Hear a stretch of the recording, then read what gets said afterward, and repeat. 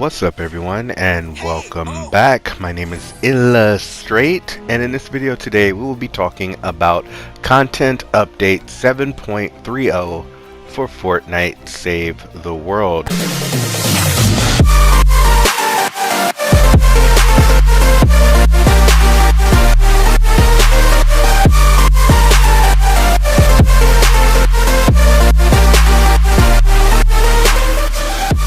Remember, before you make any V-Buck purchases, to enter the name illahstrait in the Supporter Creator tab. First of all, let's start with the new weekly Fortnite Challenge 5 called Uncharted Territory. No maps or mini-maps.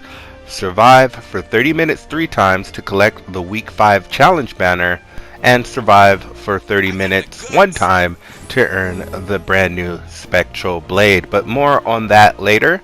This will be available on January 30th at 7 p.m. Eastern Time, and it also notes that caches have been removed from chests in Fortnite. If you've been watching my channel for a little while, it was suggested to do a video on this, and it was a nice, wonderful farming method you could do by just launching into Fortnite solo on a private match and farming the match for chests for caches, which is very unfortunate. It made farming evolution materials much easier and less of a time sink. But moving on, X-ray llamas have arrived. Llamas in the X-ray tab of the item shop will show all their contents and upgrades without requiring a purchase. It does, however, require you to purchase the first llama to see what's in the next llamas behind it, and so far in my experience there's something about that makes it very addictive for those that are compulsive shoppers, so to speak, but we'll get onto that later on in the video. Back to the notes. X-ray llamas must be purchased 1 at a time, and it looks like they come in quantities of 5. X-ray llamas contents will reset when the daily store refreshes, and note the choice packs will not appear in X-ray llamas. You know how you'd have to choose between an assault weapon or a melee weapon or a wall trap or a floor trap. Stuff like that will not pop up in the llamas. What you see is what you get. In the game right now, you can see new ammo icons on the inventory. Let's see, updated repair the shelter mission. Players can, let's get to the, I want to get to the most important things from this patch. Players can now craft certain items in bulk, which is wonderful. Added bulk crafting. Now multiple traps, ammo, and ingredients, splash powder and duct tape can be crafted at the same time by selecting a quantity in the crafting interface. These are crafted all at once, taking a single craft time to produce.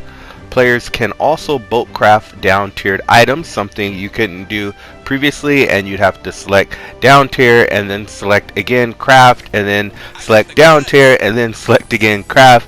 It was a little bit tedious, to say the least. Added grenade and rocket launchers to the list of possible results for ranged weapon transformation key and weapon transformation key. This includes the hydraulic and scavenger launchers. So you could rarely get a launcher from a weapon transform.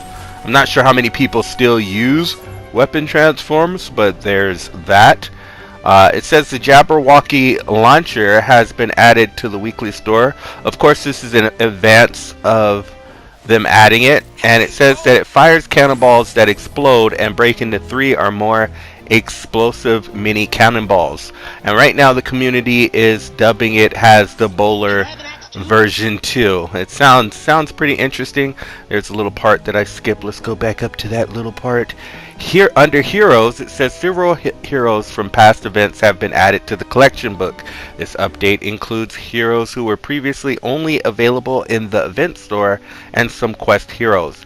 Heroes from the event store and quests can be slotted but cannot be recycled. These heroes will not consume inventory space either way. on your account. And then moving back down, the Spectral Blade Sword, now this is juicy right here, will be available as a Frost Knight weekly challenge reward. It deals high sustained damage with a moderate impact, and it also has a brand new ability called Spectral Slash. Warp to the targeted enemy, performing a spectral cleave, dealing heavy area damage, which may stagger smaller enemies. Sounds like you're going to be able to warp enemy to enemy, and you don't have to worry about stuff, and you can just go straight to the high priority targets. This sounds very wonderful, and I'm very excited to see what this actually does in game, because I've seen a similar weapon in another game and I can't wait to try it. A leap attack can now be used in the air and correctly interrupts basic attacks when used. This must be talking about the pummeler, or is it called the walloper?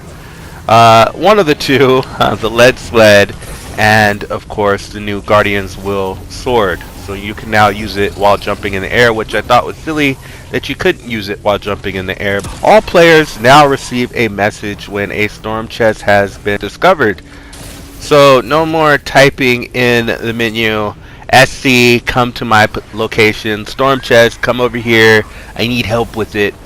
Now you don't have to wait 4 minutes for players to come over, because they'll see a message on screen that says, hey, storm chest guys, come on, let's get some materials. Let's get some crafting materials, or let's get some guns with full durability that we can just use on the map, so we don't have to use our main weapons for right now. And then you can save crafting that way if you're low on materials, because some of the weapons you get out of the storm chest are actually usable, even though they don't have, you know, fancy perks on them. But anyway, I think that's how it was intended at first, not just to scrap everything you get from a storm chest, but scrapping everything can be very lucrative as well. Storm lightning strikes will now damage objects they hit instead of destroying them. Oh, that is good, because I've had storm spawn be right next to the base and I couldn't do anything about it. I tried using patrol roads, but it doesn't get rid of the swirls, it just kind of delays them from spawning for a little while. And they actually destroyed some tiles when they spawned in with the brand new lightning strikes that happened as of a couple patches ago. It makes noise, and it actually does a lot of environmental damage every time they strike. So this is a nice little update. Patrol wards now protect against storm lightning strikes. That's funny, because patrol wards are usually useless and a waste of mechanical parts and nuts and bolts. The Tail of the Dragon perk visuals has been updated for the Trail of Energy AOE that persists in the world. So instead of seeing those floating lines after you do a Dragon Slash, you will now see fire when you do a Dragon Slash, like some kind of spectral blue fire, which looks pretty cool. If you like what you're seeing today and you want to see more, be sure to hit that subscribe button, tap that subscribe button, and smash that subscribe button.